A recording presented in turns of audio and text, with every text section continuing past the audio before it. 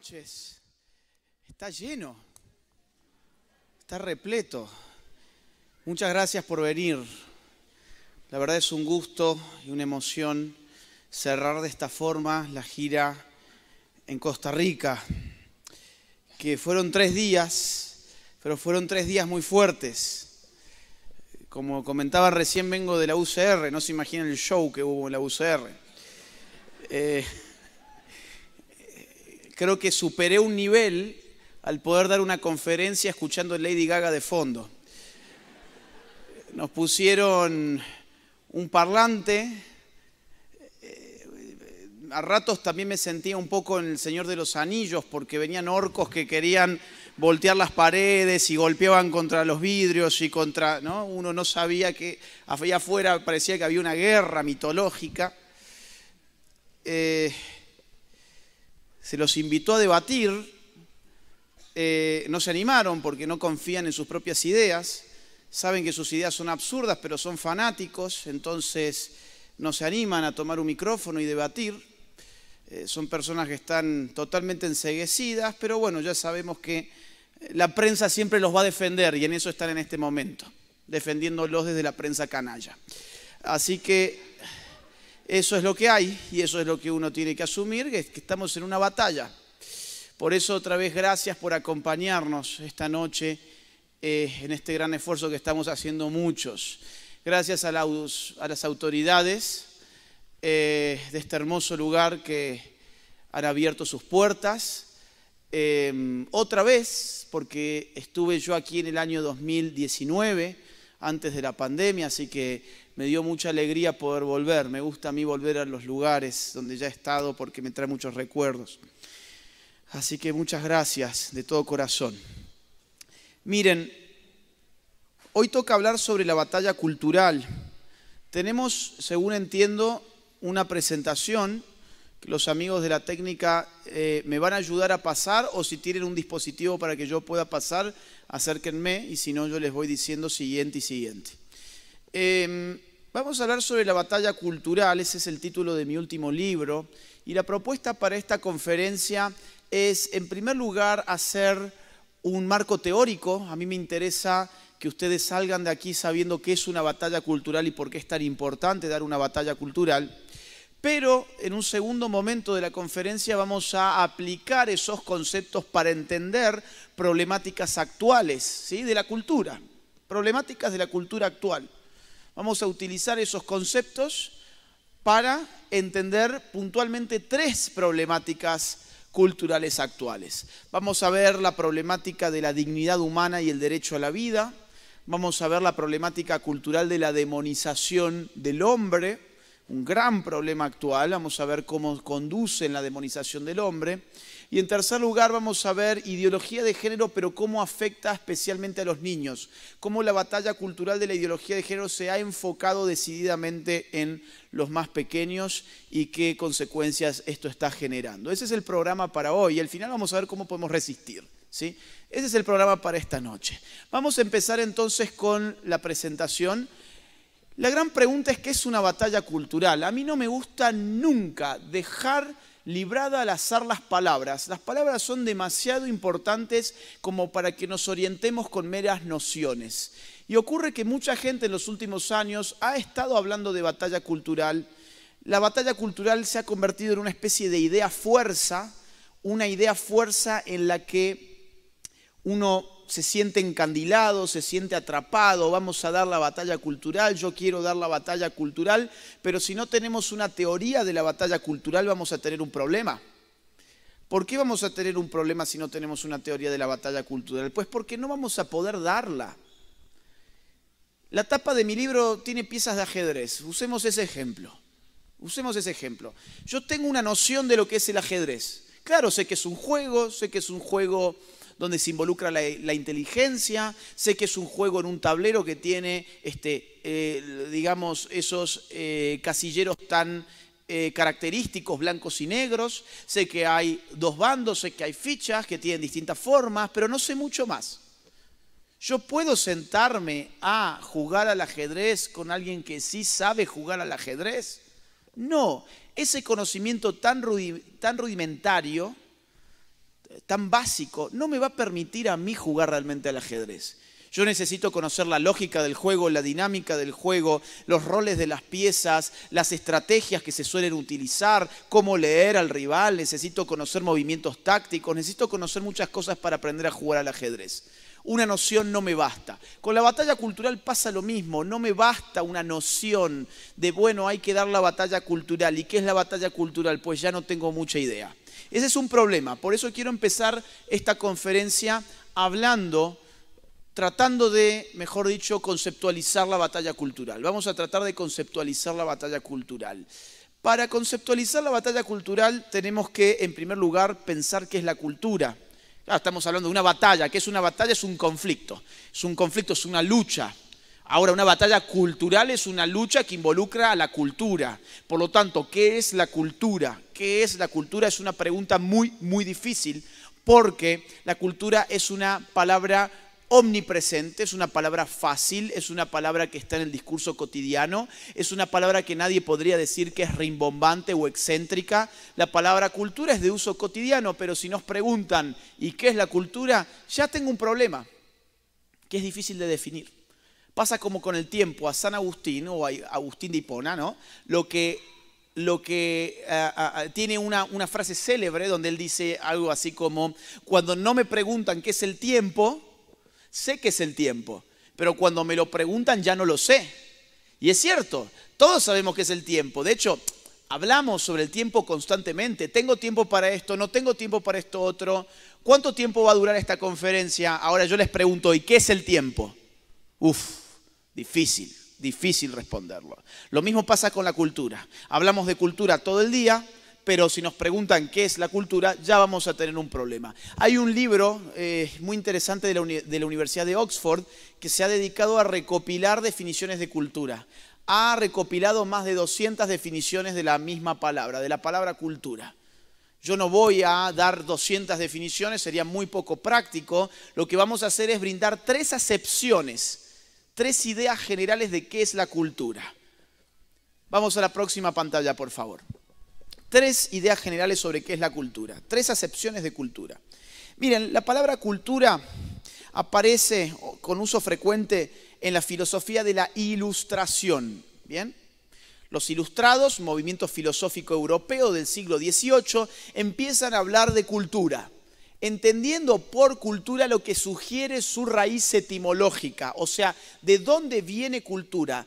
Muy bien que estás tomando nota. Si pueden tomar nota como ella, sería muy bueno porque yo tengo que ir muy rápido y la idea es que no se pierda el conocimiento que estoy intentando de transmitir. Y aparte es una buena forma para seguir el hilo de la conferencia. Retomo, para los ilustrados la palabra cultura está pensada en referencia a su raíz etimológica. O sea, ¿de dónde proviene la palabra cultura? Proviene del latín, de colere, que es cultivar. Claro, la palabra cultura viene de cultivo. Piensen ustedes en, por ejemplo, agricultura.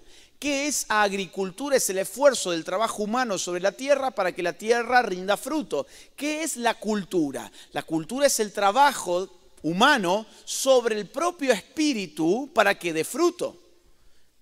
No estamos buscando como la agricultura un fruto material. Estamos buscando otro tipo de fruto cuando hablamos de cultura. Estamos hablando de inteligencia, el desarrollo de la voluntad, la adquisición de virtudes, modales, gustos. Esta noción de cultura llega hasta el día de hoy y nosotros la seguimos utilizando. Por ejemplo, cuando decimos Juancito es muy culto, sabe mucho de literatura, por ejemplo. Juancito es muy culto, Pedrito es muy inculto, está jugando todo el día al PlayStation y no sabe nada. ¿Sí? Estamos pensando como los ilustrados pensaron la palabra cultura. Seguimos utilizando esa acepción de cultura. La cultura, en ese sentido, es un esfuerzo para desarrollar las capacidades propiamente humanas. En el siglo XIX va a aparecer una acepción muy distinta de cultura, de la mano de la antropología. ¿Quiénes son los antropólogos? Son científicos sociales, en ese momento eran generalmente europeos, que se interesaban en estudiar poblaciones exóticas. Iban a pueblos o a sociedades exóticas, ellos les llamaban en ese momento sociedades primitivas, Entonces iban a tribus, por ejemplo, a estudiar sus modos de vida y se daban con lenguajes distintos, costumbres distintas, creencias distintas, historias distintas, costumbres distintas, arquitectura distinta, una alimentación distinta, ritos distintos, mitos distintos, y a todo eso que era distinto le pusieron una palabra. Esa palabra fue cultura. ¿Qué es la cultura para un antropólogo, que luego los sociólogos la van a tomar también? ¿Qué es la cultura? Miren, la cultura es todo aquello que heredamos por vía social. Claro, nosotros heredamos muchas cosas, algunas son biológicas y otras son sociales. A eso que heredamos por vía social le llamamos cultura en antropología y en sociología. ¿Bien? Por ejemplo, yo he heredado de mis padres una cierta genética, ¿sí? Yo me debo genéticamente a mis padres. De hecho, si se hace una prueba genética, eso salta a la vista. Ahora, yo he heredado muchas otras cosas, como por ejemplo un idioma, un acento, una serie de historias, creencias, costumbres, valores, ritos, mitos, etc. A eso que heredamos por vía social le llamamos cultura. ¿Seguimos utilizando esta acepción de cultura el día de hoy? Sí. Un ejemplo significativo es el de la ideología de género. La ideología de género depende de esa definición de cultura. ¿Qué te dice la ideología de género? Pues te dice que la sexualidad humana no es una herencia biológica, no está definida biológicamente, sino que es una herencia cultural.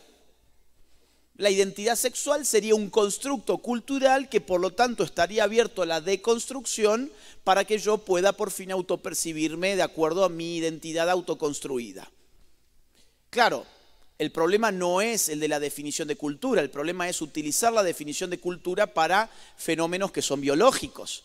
¿Dónde está la ideología? En que estoy utilizando la palabra cultura para describir algo que es biológico, en este caso la sexualidad en un sentido material, en un sentido físico. ¿En qué medida la materialidad de mi cuerpo inscribe mi identidad? Ese es el problema. Lo que les quiero mostrar, que esto es un ejemplo, es que todavía hoy usamos la palabra cultura como lo hacen los antropólogos, y de hecho es la acepción que últimamente más usa la gente. Y hay una tercera acepción de cultura, que es la que podríamos llamar estética. Estética, una para atrás, chicos, eso. Estética. La acepción estética de cultura, en síntesis, refiere a los productos de la creatividad y la expresividad humana. Por ejemplo, un cuadro, una obra de arte, una pieza musical, un poema, arquitectura.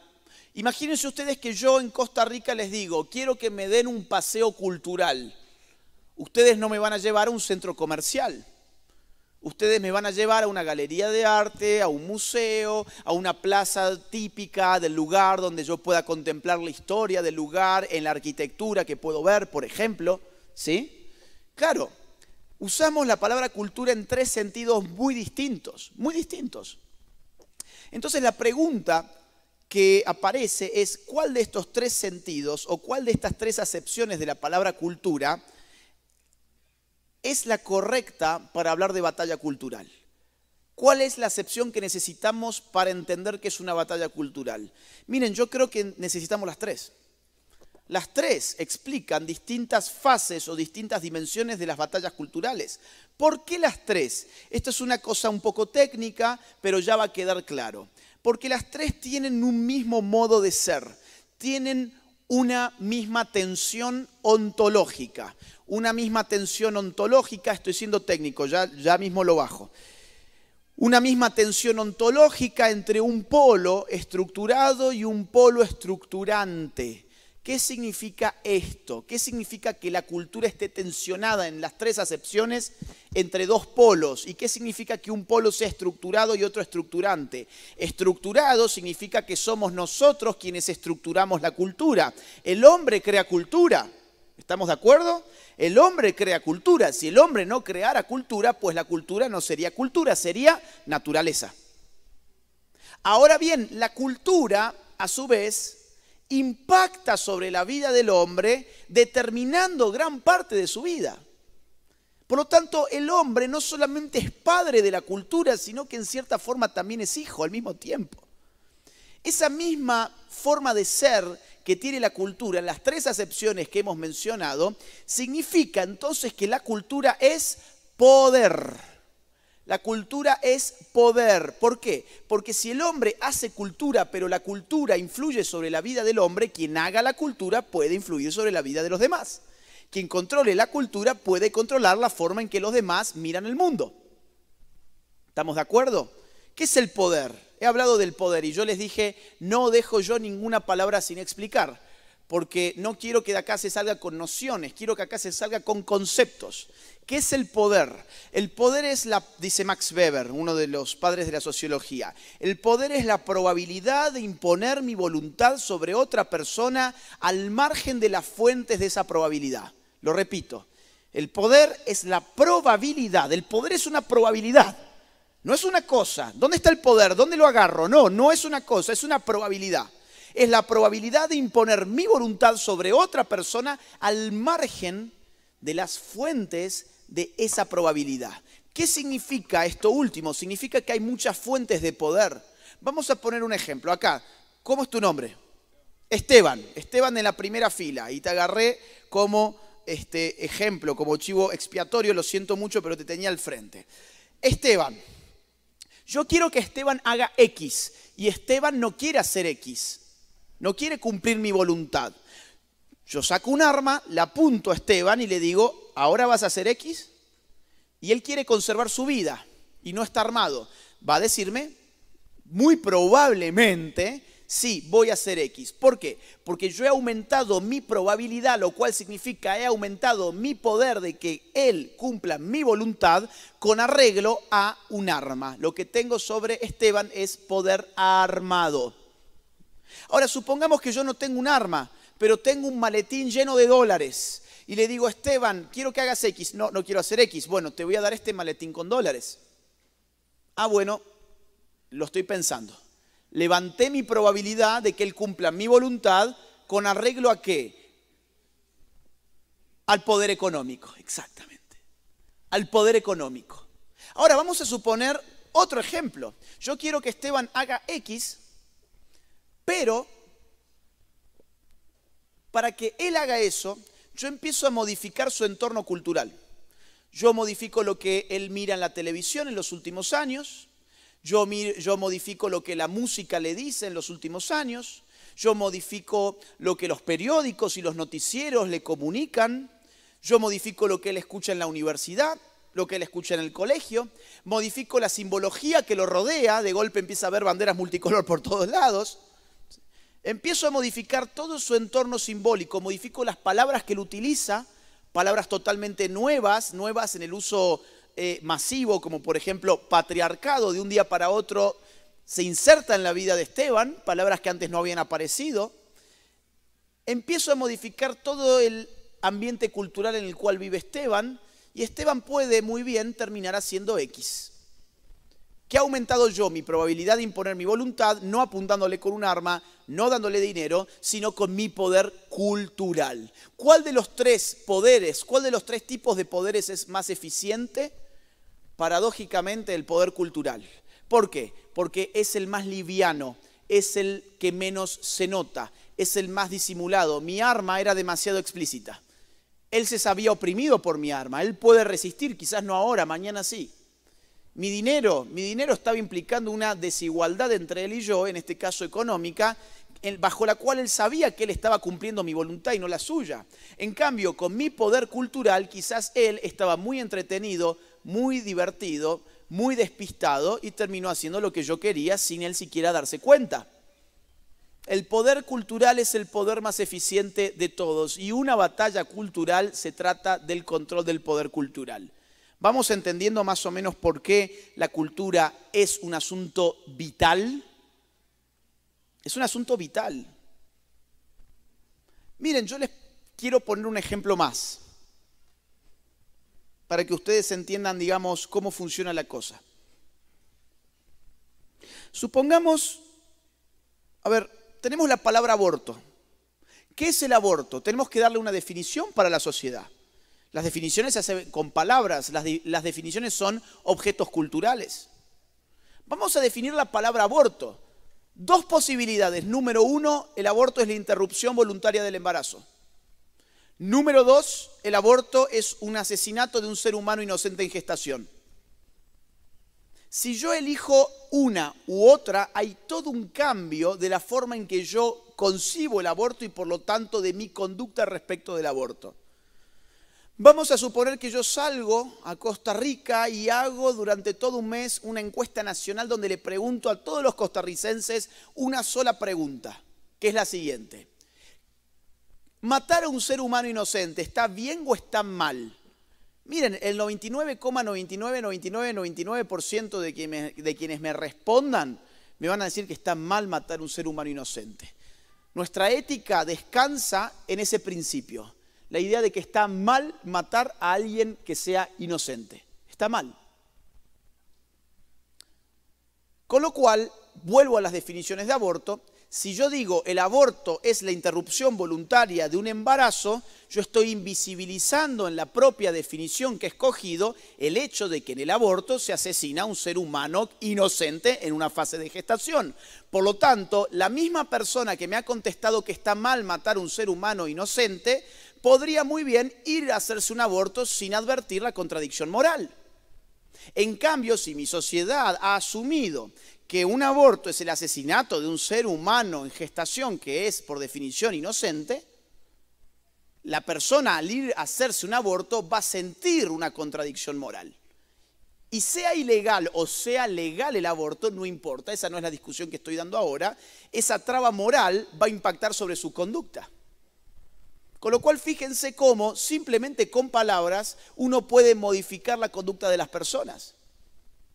Dejar de advertir que el aborto es un asesinato de un ser humano inocente abre la práctica abortista a ninguna contradicción moral con un principio ético básico de nuestra civilización, que es que matar a un ser humano inocente está mal.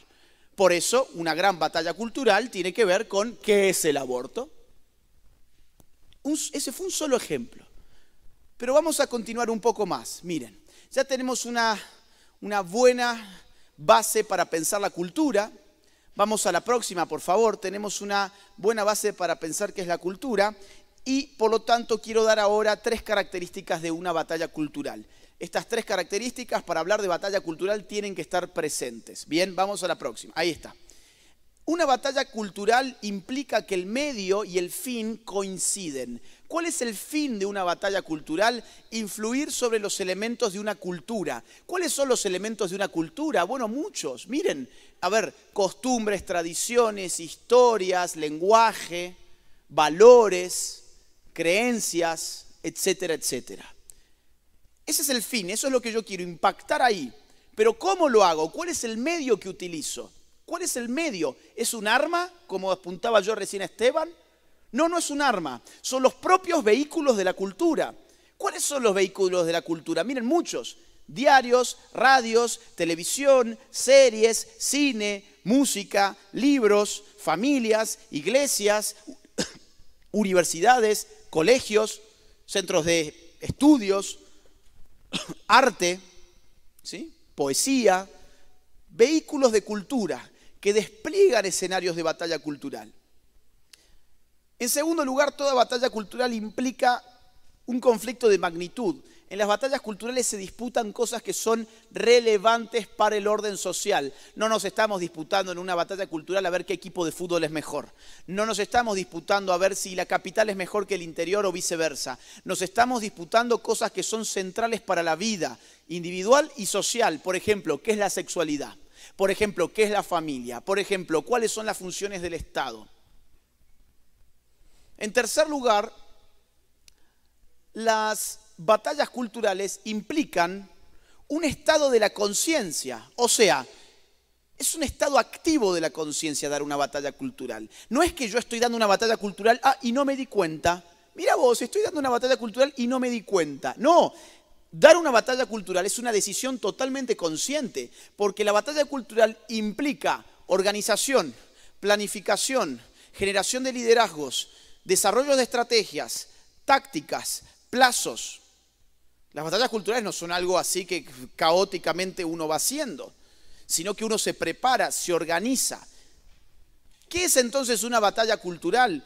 Una batalla cultural es un choque, es una lucha entre distintos grupos organizados de la sociedad para influir sobre los elementos de una cultura a través de vehículos culturales. Eso es una batalla cultural. Yo sé que esto es un poco abstracto, pero es muy importante tenerlo en cuenta, porque de esto surgen muchas cosas importantes. Vamos a la próxima. ¿Qué surge de importante? Bueno, surge de importante, por ejemplo, de que todos pueden dar batallas culturales, que las batallas culturales no son solamente lógicas de arriba hacia abajo, sino también de abajo hacia arriba.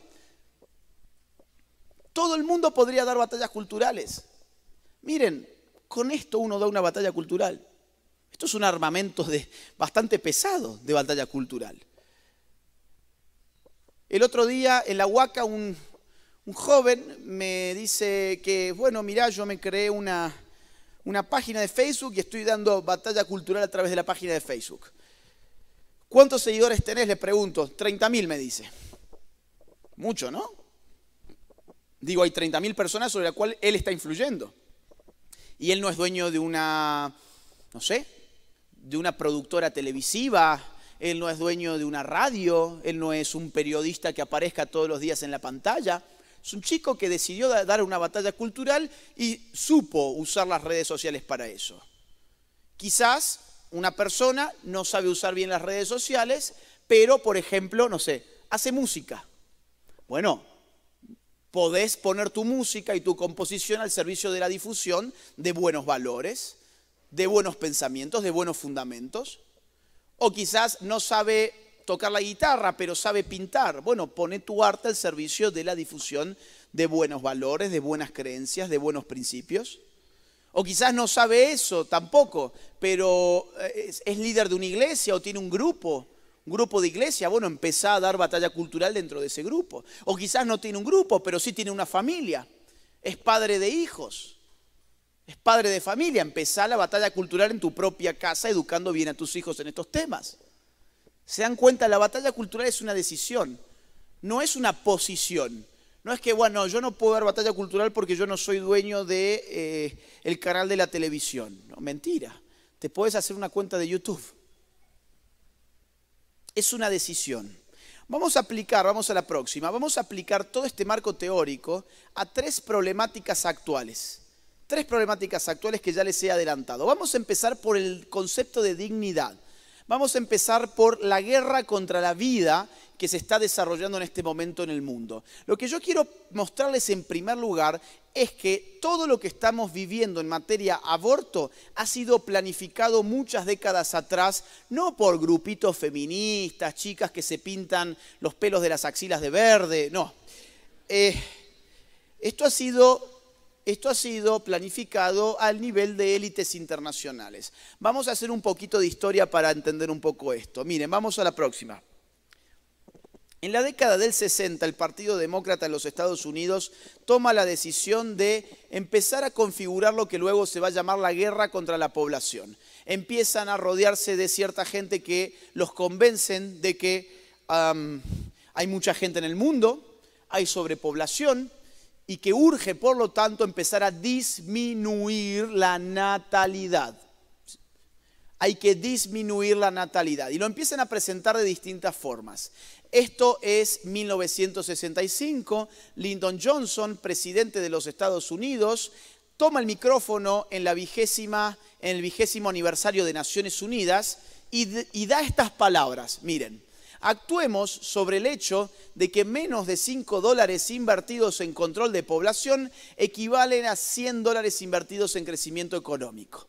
¿Qué significa esto? Bueno, significa hay que empezar a limitar que los pobres se reproduzcan, porque es mucho más barato hacer que un pobre no llegue a esta tierra, que no nazca, por ejemplo, es mucho más barato que después sacarlo de la pobreza una vez que ya ha nacido. Por lo tanto, el control de la natalidad tiene, en este caso, un fundamento económico. Hay que controlar la natalidad porque es más barato. Después se nos hace un poco caro estar tratando de que los pobres salgan de la pobreza. Mejor que no tengan hijos, empecemos por ahí.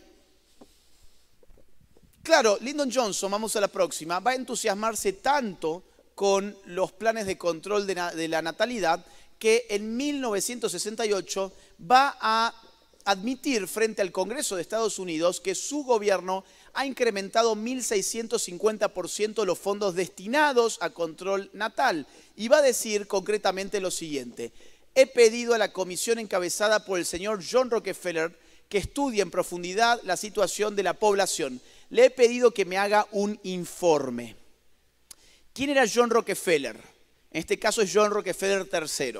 Es miembro de una de las familias más poderosas del siglo XX del mundo, uno de los gigantes industriales de los Estados Unidos que se entusiasmó con los planes de limitar el crecimiento natal y terminó financiando, por ejemplo, a ver si a alguien le suena, a Margaret Sanger. Margaret Sanger fue la fundadora de PPFA, o sea, Planned Parenthood Federation for America. Y el señor Rockefeller, sobre esa base, después va a impulsar la creación de IPPF, International Planned Parenthood Federation. La red Planned Parenthood es la red de clínicas abortistas más grandes del mundo, en síntesis. ¿Quién fue la mente atrás de eso? Margaret Sanger, con los auspicios de este señor John Rockefeller. Ustedes pueden pensar, ok, pero ¿de dónde está sacando esta información? ¿De dónde sacás que Lyndon Johnson dijo esto y aquello? Vamos a la pantalla, por favor, para que ustedes vean que siempre, vamos atrás, está un poco borroso y la verdad que lo siento mucho, pero la cita está debajo, es lo que está abajo, son los Public Papers of the President.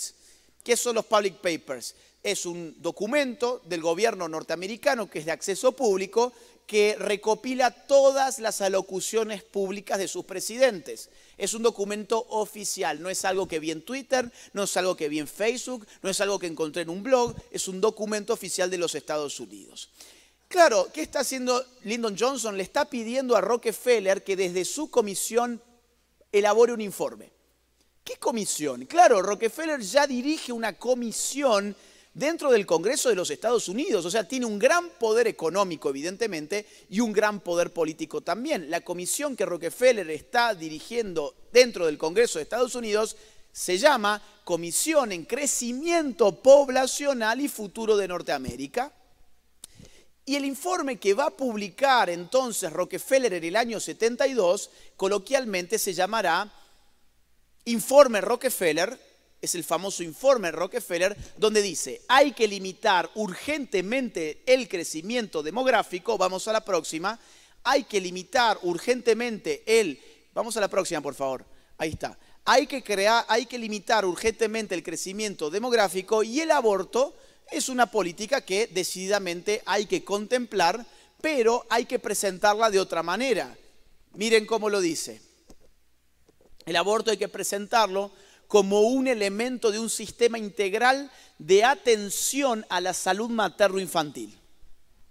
La idea de que el aborto debe presentarse como una política de salud es uno de los grandes hallazgos del informe Rockefeller. No se le ocurrió a la feminista que va a tirar una piedra contra la iglesia, se le ocurrió a un señor en el año 1972 que era nada menos que uno de los señores más poderosos del mundo.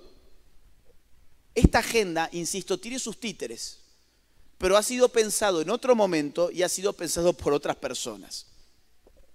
Vamos a la próxima. Ahora, Rockefeller se da cuenta de que la ética en Occidente, que tiene fundamentos cristianos, le presentan un grave problema a su programa de control natal. ¿Por qué? Porque la ética occidental valora muchísimo el concepto de dignidad. Y ahí entramos en materia. Dignidad. ¿Han escuchado esa palabra? Entiendo que sí, ¿no? ¿Dignidad o les resulta rara? ¿No sabe, no contesta? ¿Nunca han escuchado la palabra dignidad? ¿Sí? ¿Están conmigo, no? Ok. Dignidad significa el valor absoluto de la persona humana. ¿Estamos? Claro, les dije varias veces, no quiero que ninguna palabra quede en el aire. ¿Por qué? Porque si yo digo, yo defiendo la dignidad, y me dicen, ¿y qué es la dignidad? No sé. La dignidad significa que la persona humana tiene valor absoluto e intrínseco en esta tierra. ¿Qué significa que su valor sea absoluto? Significa que no hay nada más valioso que la persona humana. ¿Estamos? ¿Y qué significa que sea intrínseco? O que sea, lo que significa es que es inherente. Intrínseco es inherente. ¿Qué significa inherente? Pues que no lo he heredado de nadie, está en mí desde siempre. ¿Sí? Yo no adquiero la dignidad porque otro me la da, yo no heredo la dignidad, yo no la recibo. No. Yo soy digno por la calidad de mi ser. Solo por ser un ser humano yo soy digno. Y ser digno, ¿qué significa? Que yo tengo valor absoluto. Diría Kant, un filósofo del siglo XVIII, para ponerlo en términos, en otros términos, dirá que al hombre siempre hay que tratarlo como fin y nunca hay que tratarlo como medio. ¿Le suena? ¿No? ¿Sí? Qué público raro hoy. ¿Le suena? No hay que tratar al hombre como medio, hay que tratarlo como fin. Eso significa dignidad.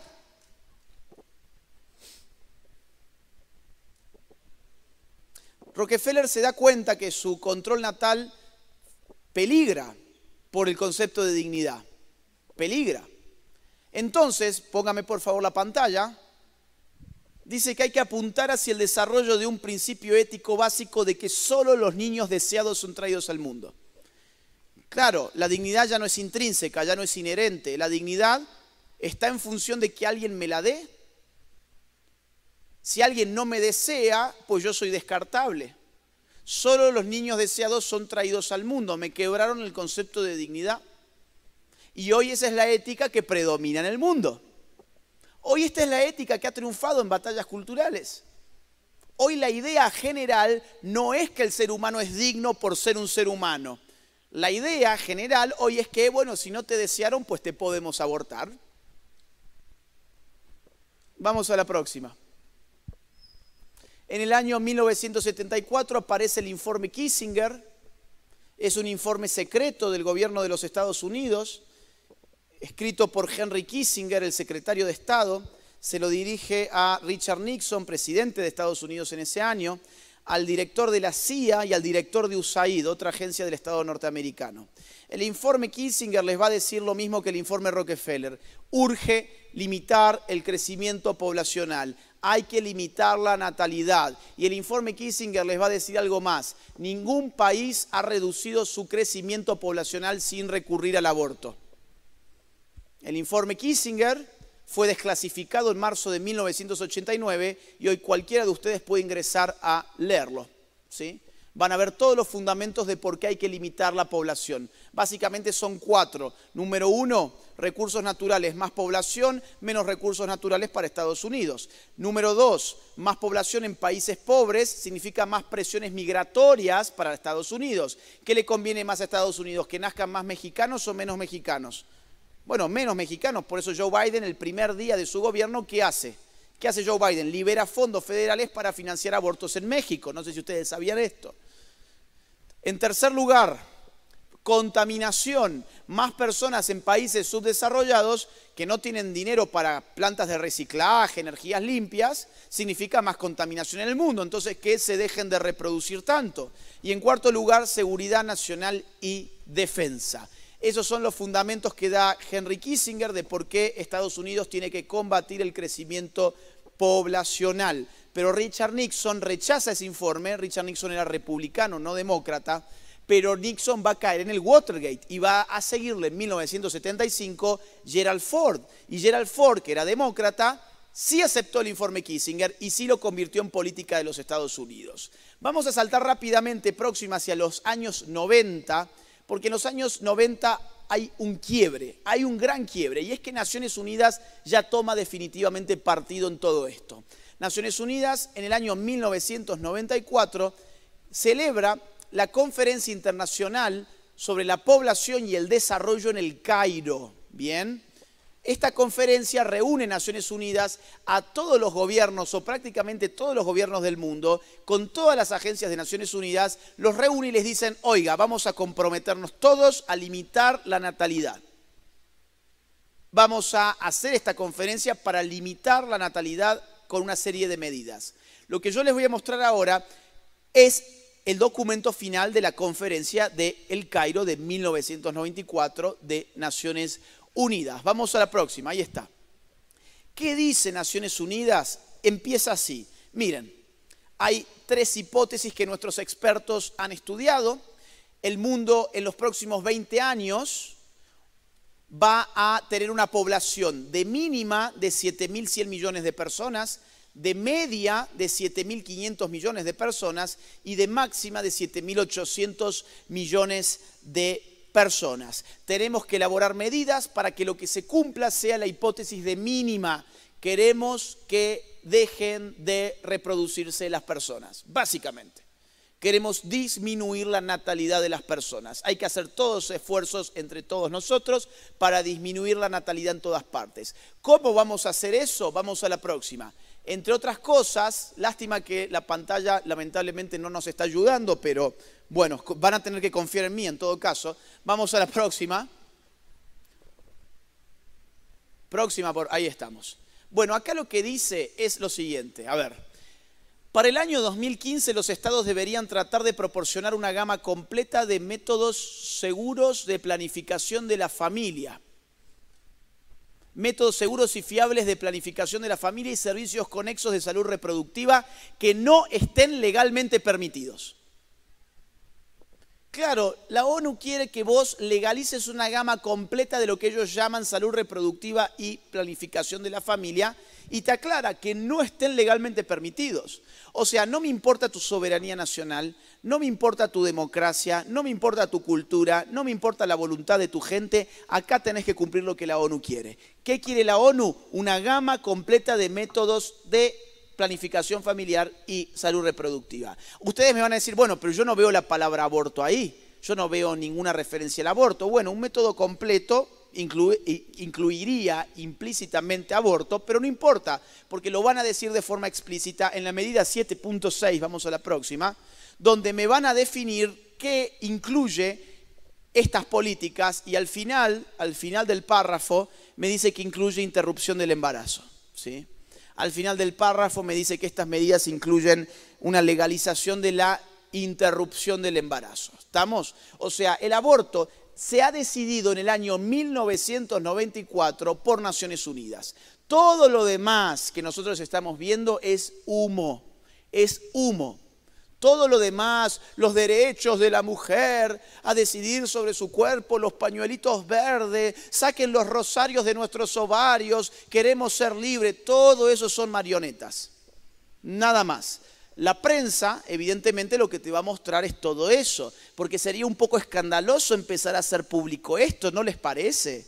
Y esto, ¿saben qué? Es información pública, yo no la fui a robar de ningún despacho. Esto está en la página oficial de Naciones Unidas. Y es curioso que muchos adolescentes piensen que están haciendo una revolución. No están haciendo ninguna revolución, están cumpliendo mandatos de Naciones Unidas, básicamente. Vamos a la próxima.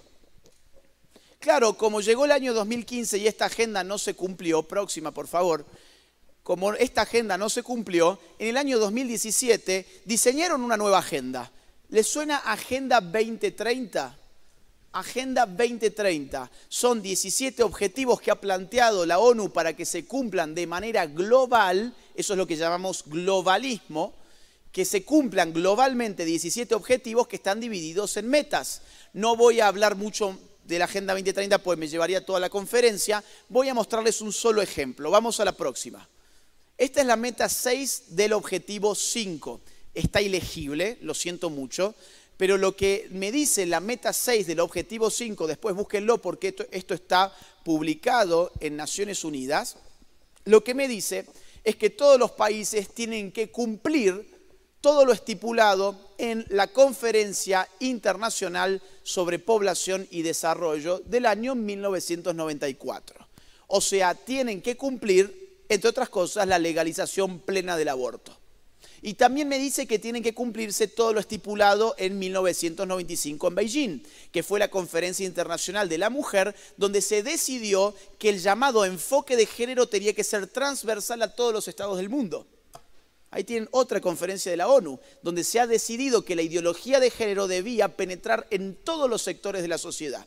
Eso lo decidieron en el año 1995. Vamos a la próxima. Vamos a ver ejemplos de cómo esto ha impactado a niveles donde la dignidad humana ha quedado reducida a la nada. El ejemplo colombiano es muy rico para entender la gravedad del asunto. Vamos a la próxima. En febrero de este año, la Corte Constitucional de Colombia despenalizó el aborto hasta la semana 24 de gestación.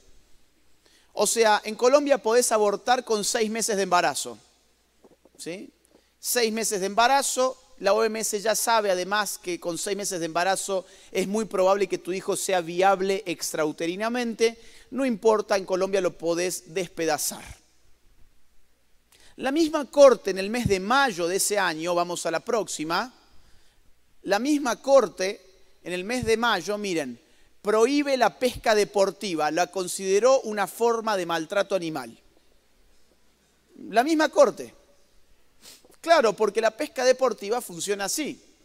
Se saca el pez del agua con un anzuelo, se le retira el anzuelo, se saca la foto con el pez y se lo devuelve al agua. ¿Y el fundamento de la Corte cuál es? Dice exactamente lo siguiente. Dice la Corte en Colombia que la ciencia todavía no sabe si el pez es un ser sintiente o no. Pero como la ciencia todavía no ha determinado si el pez es un ser sintiente, quizás la pesca deportiva le esté generando dolor cuando se le clava el anzuelo y estrés cuando se lo saca del agua.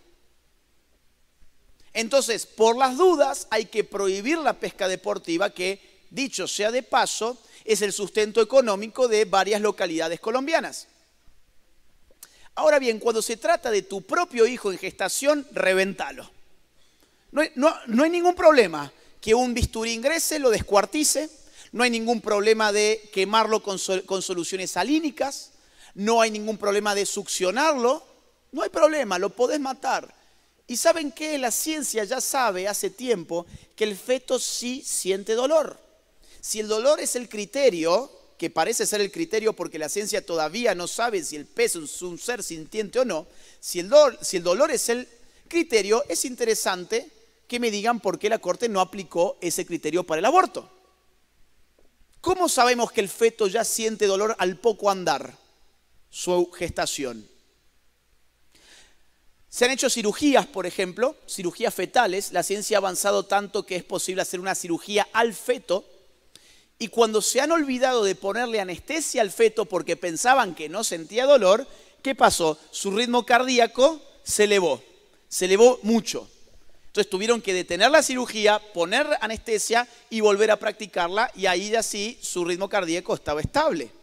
Fíjense que yo estoy hablando de su ritmo cardíaco. Claro, es que es otro cuerpo.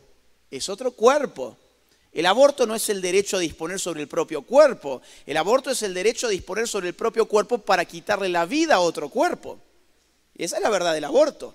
Ahora, en Colombia, insisto, mientras no podés sacar un pez del agua, sí podés matar a tu hijo hasta los 6 meses de gestación. Vamos a la próxima. Otra forma de ataque a la dignidad humana es la enorme propaganda antinatal que estamos viviendo en muchos lugares del mundo en los últimos años. Los medios de comunicación, la industria del entretenimiento, están constantemente bajando la idea de que tener hijos es una maldición, básicamente. Voy a mostrarles algunos ejemplos sobre esto. Esto es TN. Este es el noticiero probablemente más importante de Argentina. Poco después de que se legalizara el aborto, sacaron noticias como estas. Miren. Los padres desperdician unas 4.000 horas de su vida durante la crianza de sus hijos. Según un estudio, un papá o una mamá malgastan unas 219 horas por cada año que dura la etapa de educación de los hijos. Claro, tener un hijo es un malgaste, es un desperdicio. Ah, está viniendo un hijo en camino. Bueno, abortalo, ya podés hacerlo en Argentina, abortalo. No te condenes a perder 4.000 horas de tu vida, mejor usa esas horas para ver Netflix. Vamos a la próxima. El País de España, el diario más importante probablemente de los españoles, titula "Las ventajas de ser madre a partir de los 40 años". Claro, y la nota busca convencerte de que es fabuloso esperar hasta los 40 años para tener un bebé, porque probablemente cuando llegues a los 40 años ya no puedas tenerlo. O quizás podés, pero podés uno, ya está, cerramos la fábrica. Próxima. La BBC, uno de los medios más importantes del mundo, cuando una mujer elige no tener hijos y toda una nota que ya podemos ver su espíritu en la foto que han escogido, ¿no? La mujer mirando hacia el horizonte de sus metas a realizar, gracias a que no ha tenido hijos. La que ha tenido hijos, bueno, lo siento mucho, tu vida será miserable. Perderás 4.000 horas de tu vida. Vamos a la próxima. Esto es el Confidencial de España.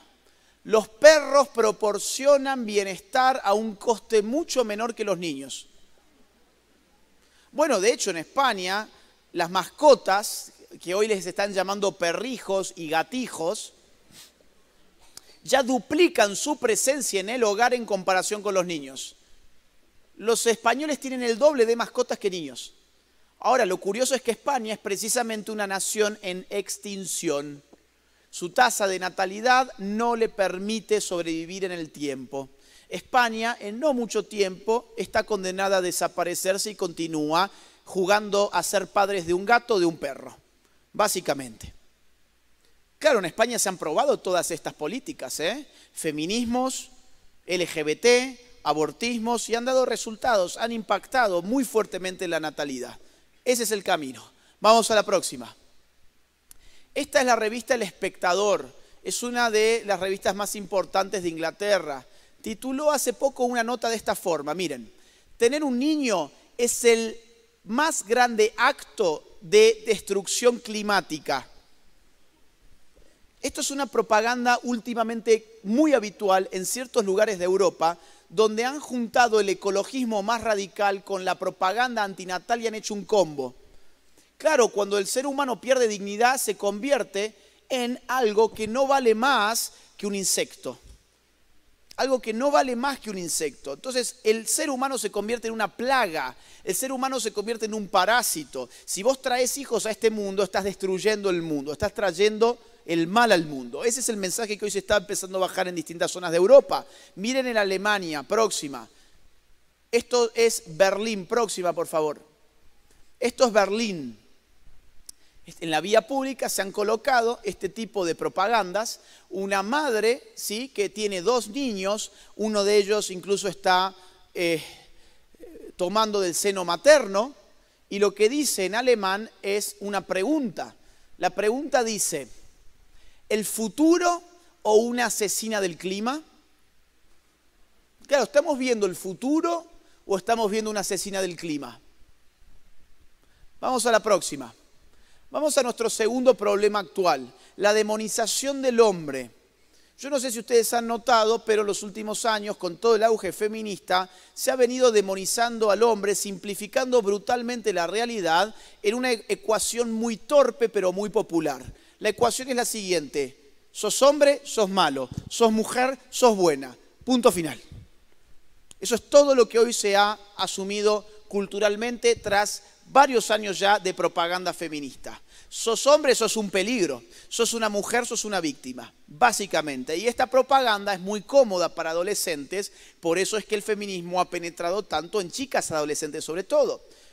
Digo, porque les están confirmando que ellas son las víctimas de esta película, que ellas son esencialmente buenas, que en ellas no cabe ningún mal, pero que los hombres son tóxicos, son malos, ellas son las víctimas. Y claro, hoy todo el mundo quiere ser víctima. Es muy cómodo ser víctima. El mundo se está desesperando por ir a acariciar a las víctimas. Ay, pobrecito, te vamos a dar subsidios, te vamos a dar ciertas políticas de apoyo, integración, inclusión. Vamos a censurar a los que no opinan como vos para que te puedas quedar tranquilo y para que puedas dormir bien esta noche. Todo el mundo hoy quiere ser víctima. Por eso es que ha calado tanto este tipo de ideologías. Y en el tren de demonización del hombre vamos a ver algunos ejemplos, incluso absurdos, pero de grandes personajes. Por ejemplo, Boris Johnson acaba de decir lo siguiente: si Vladimir Putin fuera mujer, no habría invadido Ucrania. Una locura. ¿Qué tiene que ver lo que Putin tenga entre las piernas? Digo, Boris Johnson, que era hasta hace poco el primer ministro, fue precedido en la década del 80 por una mujer llamada Margaret Thatcher. Y esa mujer le hizo una guerra a mi país, por ejemplo. ¿Sí? Una guerra además injusta. Nos robó las Islas Malvinas. ¡Ay, pero era mujer! Sí, era mujer, porque la mujer también puede ordenar una guerra. ¿Quién dijo que no? Vamos a la próxima. Este es buenísimo, el confidencial, dice así. ¿El cambio climático te da igual? Probablemente sea su nombre. Bueno, no hay mucho más comentario para hacer al respecto. Vamos a la próxima. Claro, ustedes no están exentos de toda esta demonización del hombre. Miren, este es el programa nacional, el Plan Nacional para el Desarrollo de Estrategias de Prevención y Erradicación de la Violencia contra Niños, Niñas y Adolescentes que operó en Costa Rica entre el año 2017 y el año 2019, o sea, durante 2 años que ustedes tuvieron que soportar al PAC, ¿bien? Y dice así.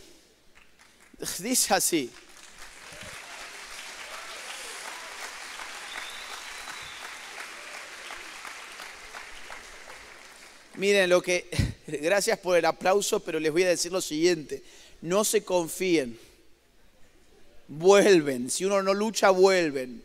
Es decir, miren Argentina, hemos tenido 12 años de kirchnerismo, lo sacamos por fin después de no 8 como ustedes, 12. O sea, sumen a ver, imagínense la tragedia de 4 años más del PAC. Bueno, eso fue Argentina. 12. Los pudimos sacar por fin. Vino el macrismo y 4 años duró nada más. Ahora los tenemos de nuevo metidos en el poder y tenemos a Cristina Kirchner en la vicepresidencia. Entonces, si no se lucha, vuelven. No se confíen. Este plan nacional que estaba dirigido a los temas de educación sexual decía lo siguiente, miren. Habría un nivel mesosocial en donde estarían los factores que fomentan la violencia. Los factores que fomentan la violencia son la segregación urbana, el microtráfico de drogas y un factor de tipo cultural, la masculinidad. O sea, es tan peligroso un narcotraficante como la masculinidad, básicamente. ¿No les parece absurdo? Además,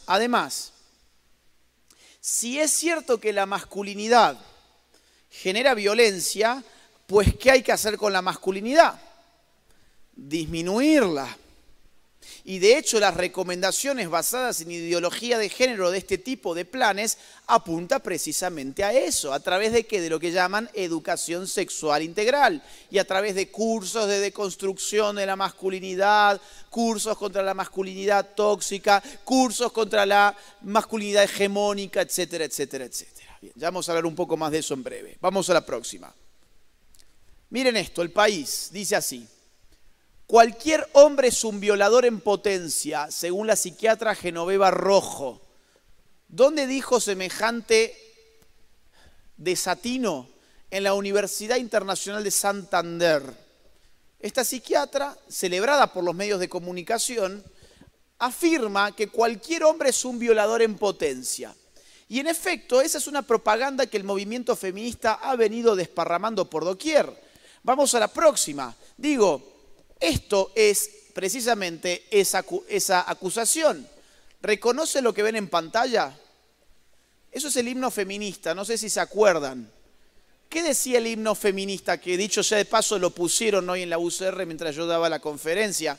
Me hicieron un favor porque me ahorraron explicar qué es el himno feminista.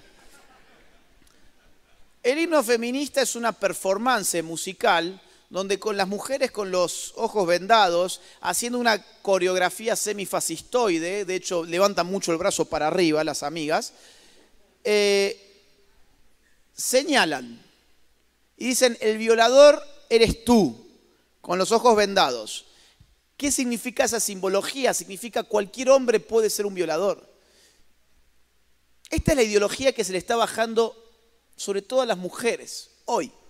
Cuidado con el hombre es un violador en potencia. Miren, no resiste la prueba estadística, no la resiste. En Costa Rica y en cualquier país occidental, el 99,99% de los hombres jamás ha violado y jamás va a violar a una mujer. Y sin embargo, ese 99,9999% se le pretende achacar la responsabilidad de lo que ciertos monstruos han hecho. Discúlpeme, yo nunca he violado a nadie, no voy a violar a nadie y no voy a aceptar que a mí se me diga que soy un violador en potencia. para darle consuelo al lobby ideológico. Estas propagandas hacen demasiado daño, porque empiezan a romper la complementariedad entre los sexos, por eso es que las difunden de esta manera. Y son, incluso yo diría más, tienen visos de terrorismo, porque la gente empieza a aterrorizarse. ¿De qué? Del contacto con el otro sexo. Si estás diciéndole a la población que yo, por tener lo que tengo entre las piernas, soy un potencial violador, pues entonces estoy generando terror respecto de la mitad de la población. Miren este ejemplo, vamos a la próxima. Miren este ejemplo. En Argentina, en marzo de este año, hubo un episodio muy lamentable en el cual 5 hombres violaron a una chica de 17, 18 años. Entre 5. Eso se llama violación en manada, ¿bien? Cuando los medios informaban sobre este asunto, lo rotulaban como los monstruos de Palermo. Claro, porque había sido en el barrio de Palermo, en Buenos Aires. Y ahí nomás salieron las feministas de los ministerios de la mujer y la ideología de género y demás a decir lo siguiente: no son monstruos, son varones socializados en esta sociedad. Claro, los violadores no son monstruos, son varones como cualquier otro. A mí me socializaron en la misma sociedad que los 5 que violaron a esas mujeres. Lo que están diciendo es, no son excepciones, todos los hombres pueden terminar de a 5 violando a una niña. Y eso, lo siento mucho, pero no es cierto. Cuando se empezó a investigar quiénes eran esos 5 violadores, ¿saben qué se encontró? Que iban a las marchas de Ni Una Menos, que usaban el pañuelito verde, que eran aliades, que uno, por lo menos de ellos, era militante del lobby LGBT, se asumía de género fluido, que iban a esos cursitos de deconstrucción patriarcal y toda esa pavada, y que terminaron entre 5 violando a una nena. Miren el próximo video, vamos a la próxima. No, de abuso yo nunca supe nada, ni tampoco me lo hubiera imaginado. Como te digo, eran personas que resultaban ser aliados. Nada, iban a las marchas de Ni Uno Menos, hablaban del respeto hacia la mujer, o sea, de ese viene el lado de shock. Era una máscara, básicamente. Apoyaban a las mujeres, no, apoyaban el movimiento feminista, como que parecía que repudiaban esas cosas. Miles de veces hablamos de casos parecidos y no, o sea, no. Se jactaba de cubrir a la mujer y de hecho también cada vez que alguna amiga se tenía que ir a la casa, ellos eran quienes la acompañaban para que no les pase nada y terminaron siendo ellos los violadores.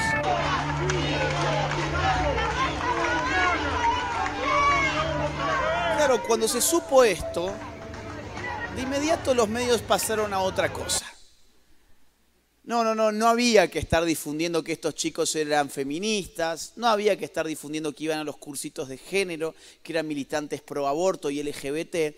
No había que estarlo difundiendo porque quizás la gente se empiece a dar cuenta que esas políticas no sirven para nada. Y en efecto que no sirven para nada. ¿Hace cuántos años venimos con el cuento del género y las políticas de género? Y díganme, ¿cuánto han solucionado los problemas reales de las mujeres? Nada.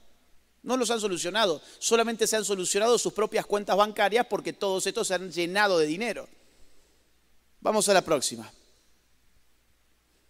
Claro, una forma de estigmatizar al hombre consiste en mostrarlo como si fuese un privilegiado. Los privilegios patriarcales. ¿Han escuchado ustedes la frase no del patriarcado?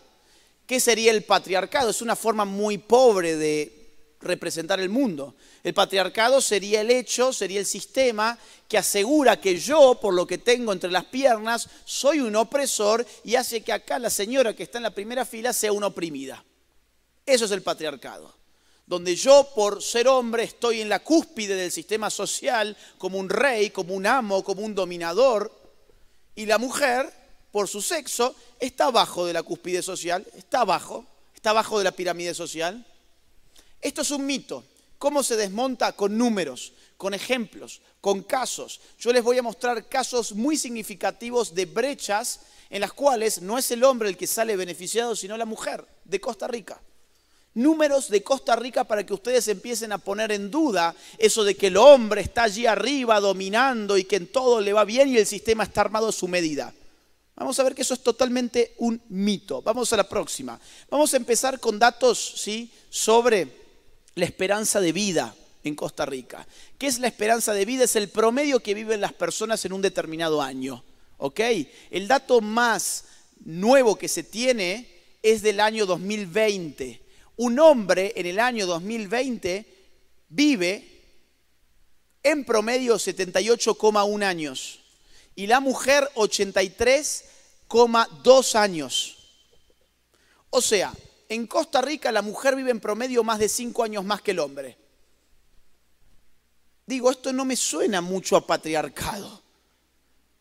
No me suena mucho a patriarcado el hecho de que la mujer viva 5 años más que el hombre. Es un privilegio vivir más, no menos. Si el sistema fuese dominado para que el hombre estuviese allí por arriba, pues esta cifra tendría que ser al revés. Y no es al revés, es así.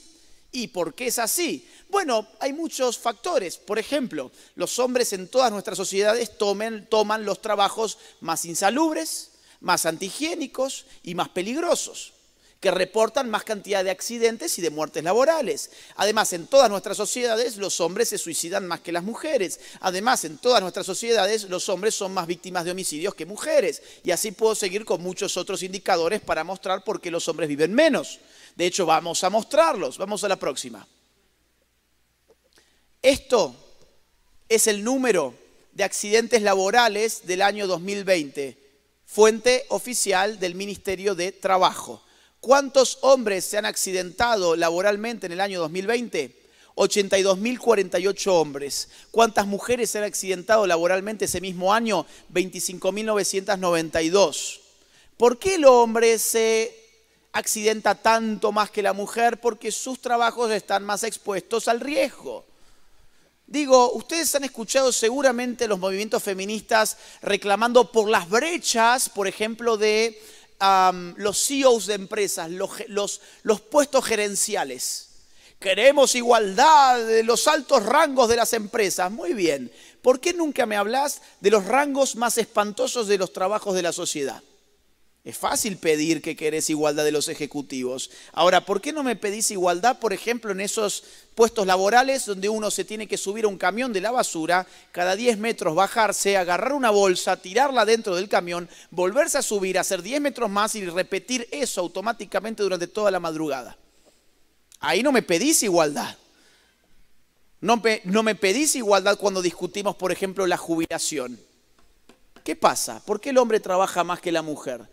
Más años. En Argentina son 5 años más que por ley el hombre tiene que trabajar que la mujer. Aquí son 2 años más que el hombre tiene que trabajar que la mujer. ¿Es un privilegio tener que trabajar más? No, no es un privilegio. ¿Dónde está el patriarcado?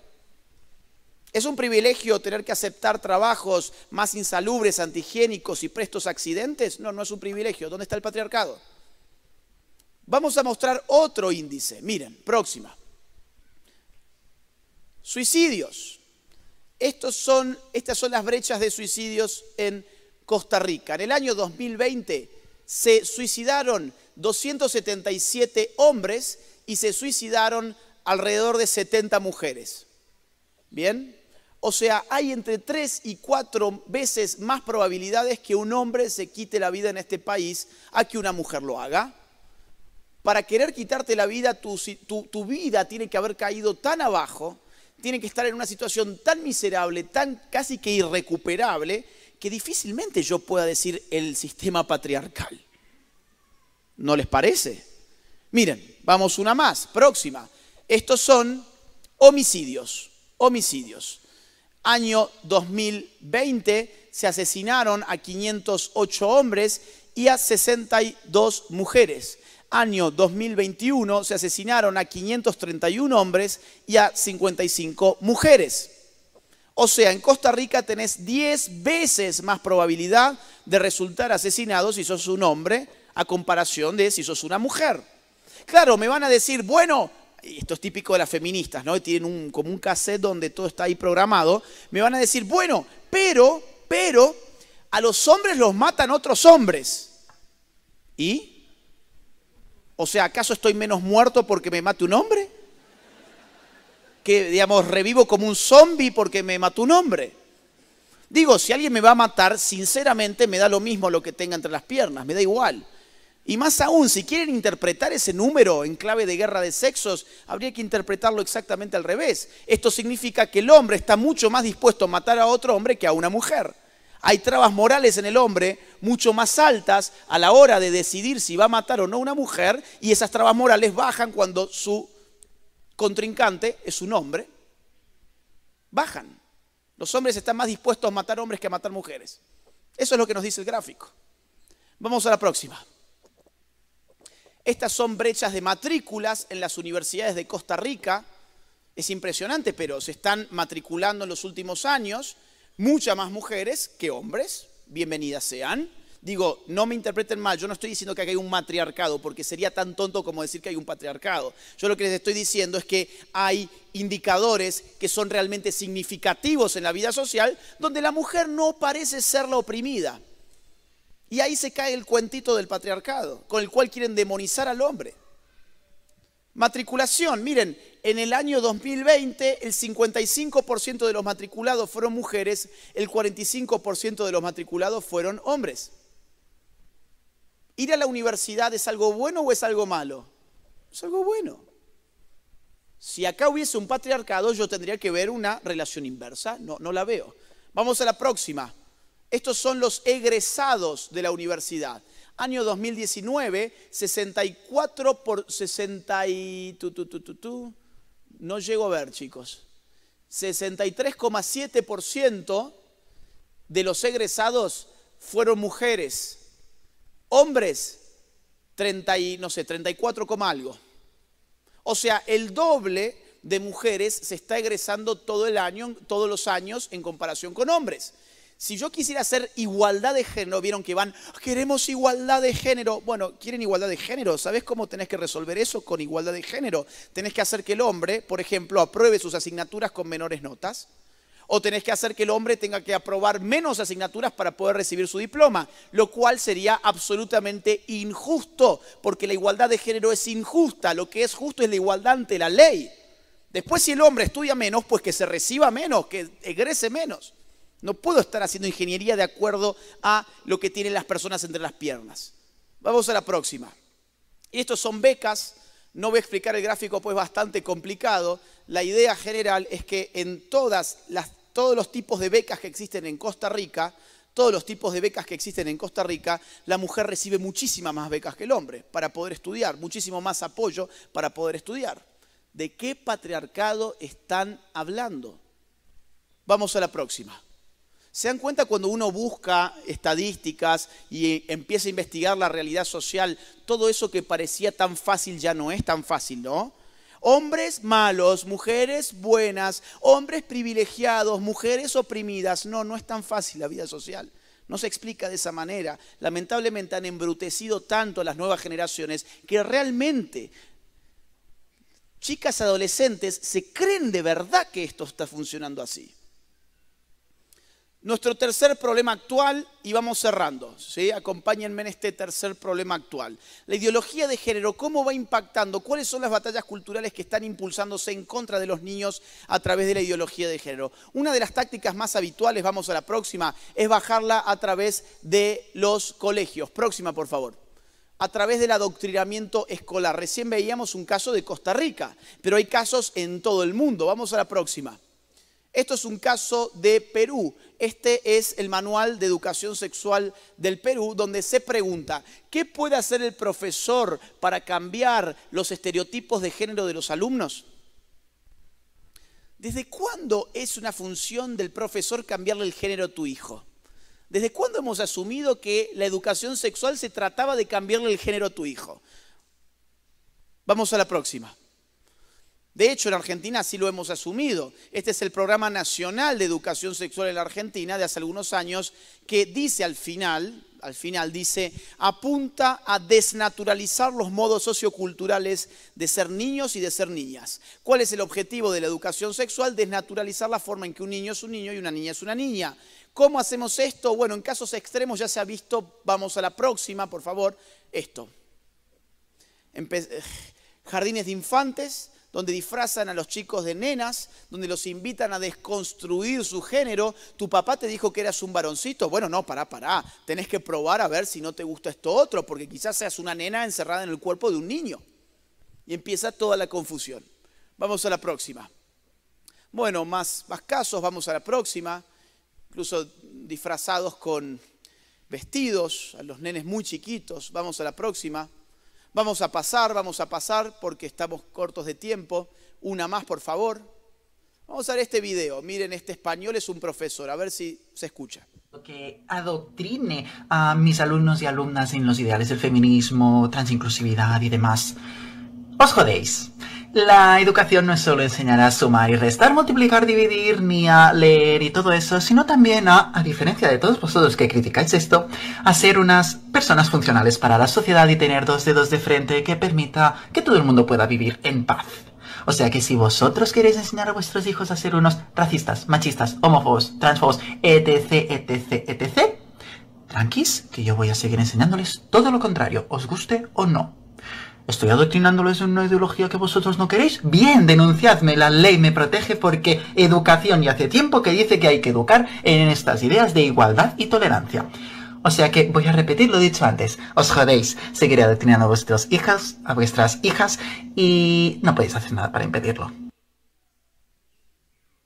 Bueno, estos son los cultores de la tolerancia, la diversidad y la inclusión, que se sienten con el poder político y realmente lo tienen, no solamente que se sienten, lo tienen, para poder adoctrinar a los hijos de los demás.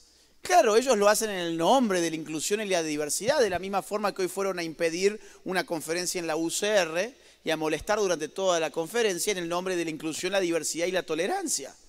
No hay nada más intolerable que aquellos que en el nombre de la tolerancia son en verdad los principales intolerantes. No hay nada más intolerable que eso, y son precisamente estos. Estas son personas que albergan odio, resentimiento, quisieran meterse con sus hijos, entre otras cosas porque ellos no los tienen, y ya que no los tienen, por lo menos quieren los de ustedes, digo, para freírles la cabeza, y tienen todo el respaldo político, y eso es cierto, lo tienen hoy. Vamos a la próxima. Estados Unidos es donde más fuerte está todo esto en este momento. Un ejemplo, una fiscal general de Michigan ha dicho que el nuevo sueño americano es que haya un drag queen para cada escuela. ¿Sabe lo que son los drag queens? Hombres disfrazados de mujer que exacerban rasgos femeninos para ridiculizarlos, básicamente. A continuación les voy a mostrar qué es un show drag queen en una escuela, o mejor dicho, en una iglesia, porque es una escuela católica que ha engañado a sus estudiantes a una iglesia para tener un rito religioso, pero lo que vivieron fue lo siguiente. Vamos a la próxima. Her name is Britta Filter, and she is the Queen of New York! Yeah!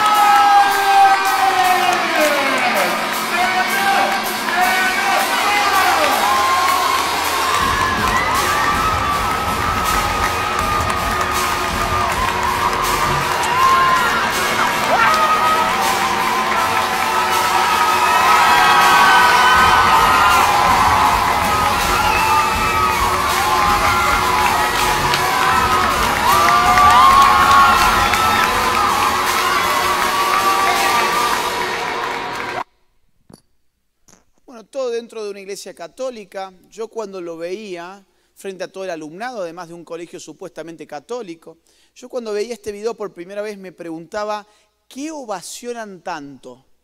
¿Ustedes vieron la ovación? Era una ovación histérica prácticamente. Era como si, no sé, si en Argentina en un colegio llevas a Lionel Messi.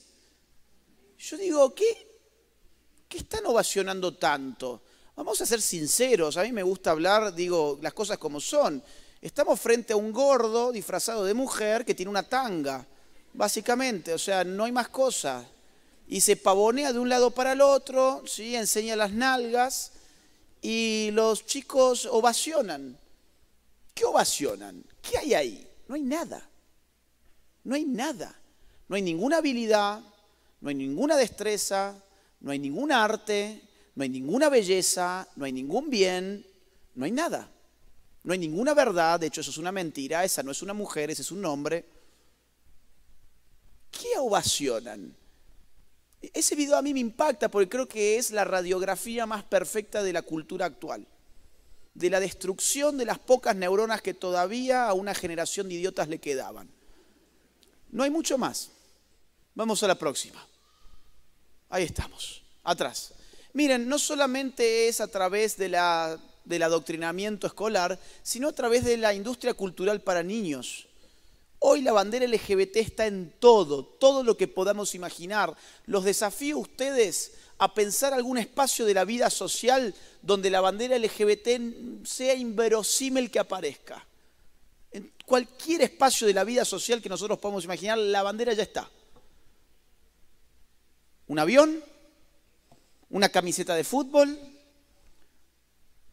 un parque de diversiones, una película, una serie, una senda peatonal donde cruzar la calle, un semáforo. En Argentina ya tenemos semáforos LGBT.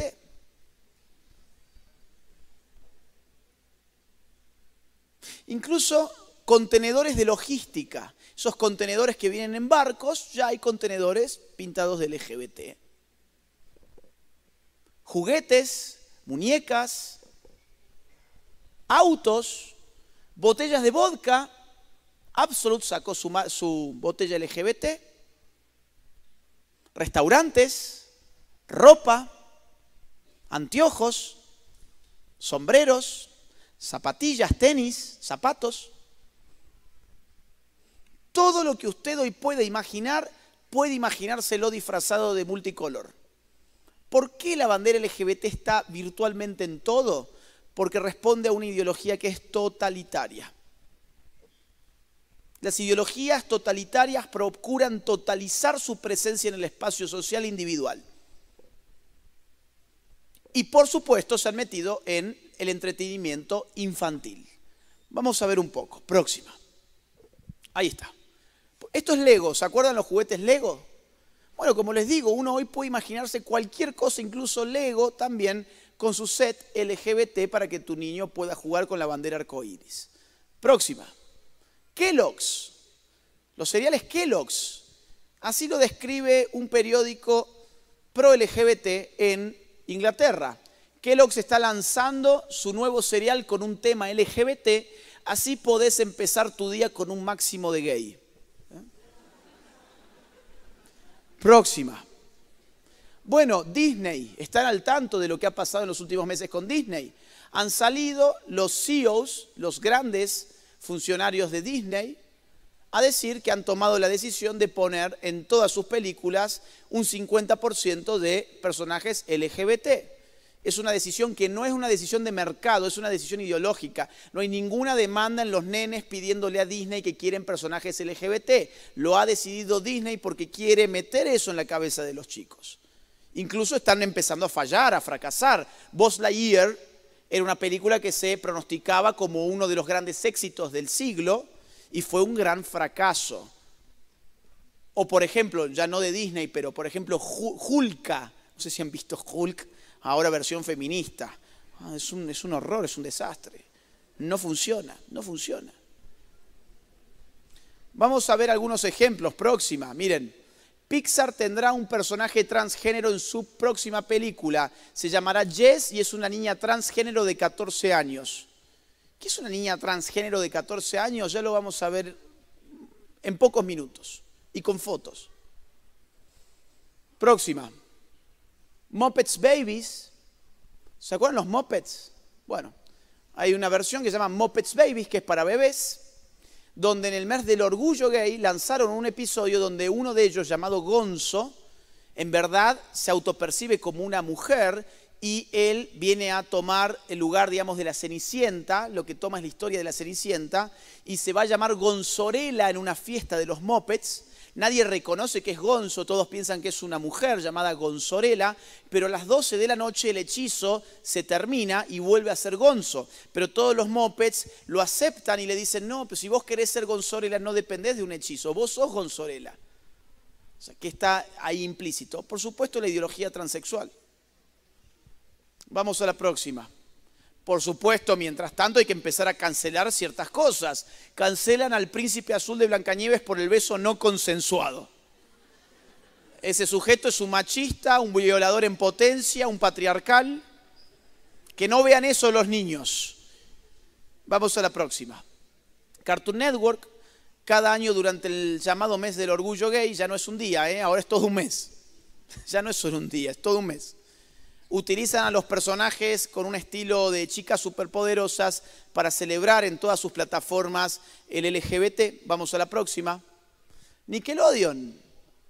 La página oficial de Nickelodeon, que es lo que están viendo ustedes en pantalla, nos comenta de que muchos de sus personajes son LGBT.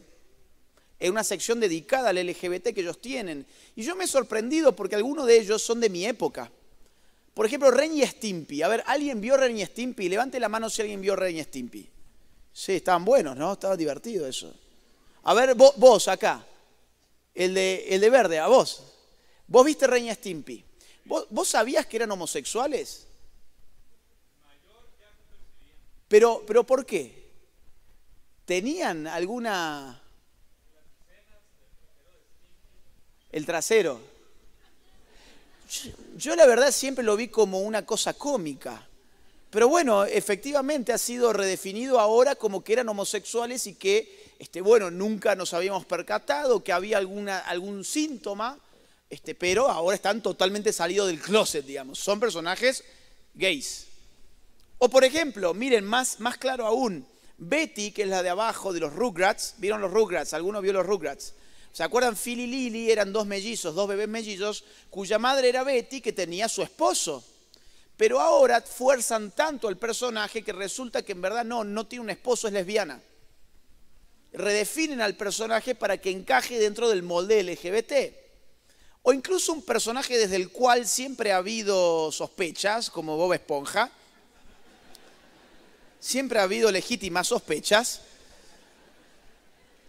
Sin embargo, los voy a sorprender porque he estado investigando. O sea, digo, yo nunca fui mucho de ver estas cosas, no he mirado tanta televisión, la verdad, pero sí he investigado un poco.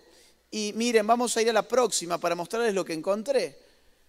A ver, es una entrevista del año 2005 al creador de Bob Esponja, donde le preguntan si Bob Esponja era un personaje homosexual en el año 2005. Y dice, de ninguna manera. ¿Por qué? Porque no hay ninguna intención sexual en la serie Bob Esponja. Es una serie para niños, no estamos queriendo dar ningún mensaje sexual. Si tuviese que decir que es Bob Esponja, incluso diría que es asexual. ¿Por qué? Porque el sexo no está presente en el cartoon. No es nuestra intención hacer un personaje que tenga un mensaje sexual.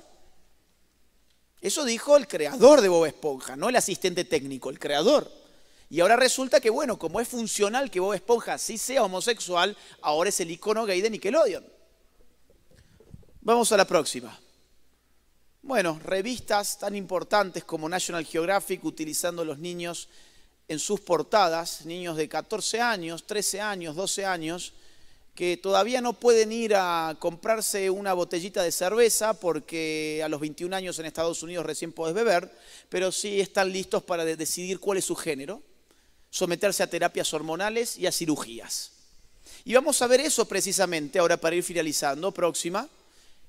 ¿Cómo funciona esto de las hormonas y de las cirugías en niños? ¿Cómo funciona? Claro, si yo logro confundir a un niño desde el colegio, desde la industria mediática, desde los medios de comunicación, desde las industrias del entretenimiento, lo voy confundiendo y además creo un clima donde quien empieza a asumirse con estas categorías de género como transgénero, por ejemplo, empieza a recibir más popularidad, más aceptación en su círculo, en su aula, de repente, y esto es muy frecuente hoy en los Estados Unidos, el transgenerismo en niñas en Estados Unidos ha crecido un 4000% respecto de la década anterior. Para que ustedes se den cuenta, digo, no es una conspiración, hay números atrás de todo esto. Un 4000% ha crecido el transgenerismo en niñas y adolescentes en los Estados Unidos si comparamos los datos de los últimos años con los de la década anterior. Y hay investigadores, académicos, la doctora Littman, por ejemplo, ha llevado adelante un trabajo científico, ella es epidemióloga, y ha encontrado que el transgenerismo se está contagiando por factores sociales.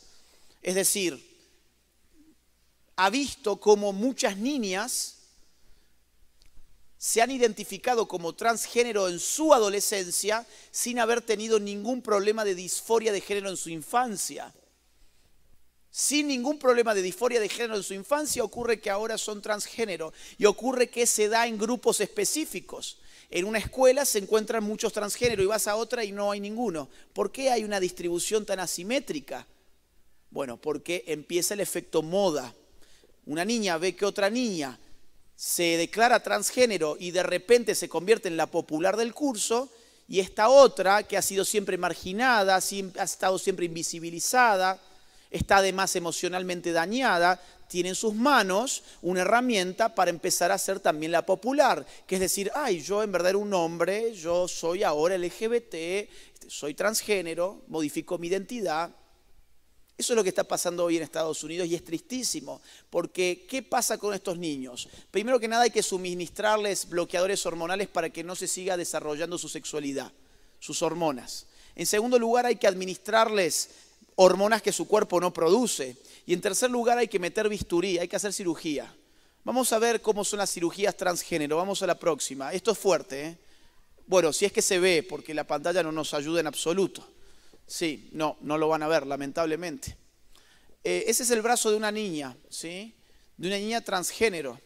Tiene el hueso a la vista, prácticamente tiene el hueso de su antebrazo a la vista. ¿Por qué? Porque para fabricarle un pene artificial yo necesito sacar la piel y el músculo de algún lugar. Y esta es una buena zona para hacerlo.